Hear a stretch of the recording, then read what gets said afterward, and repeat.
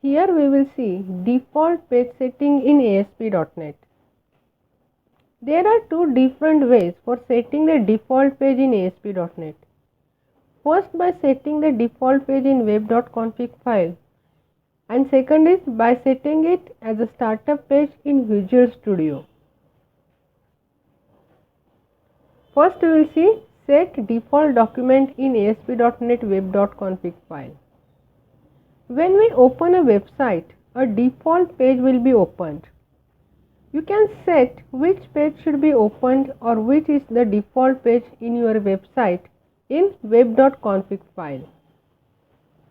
You can set the default document in default document section under the system.webserver section in web.config file.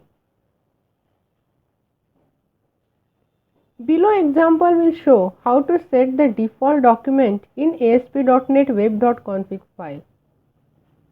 Under system.webserver, set the default document enabled equal to true, and under this, in files attribute, set the default page with add value.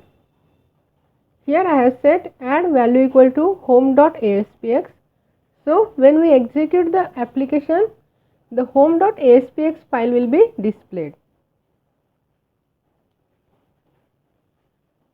You can set multiple default page. If the home.aspx page is missing, then second page, that is contact.aspx, will become the default page. For this, first we will add value equal to home.aspx, and again we will add value equal to contact.aspx.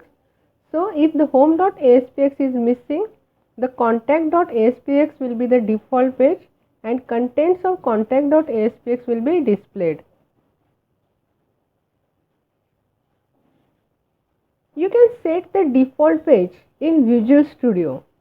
For this, select the page, right click on it and set it as a startup page. Then the default page will be the home.aspx.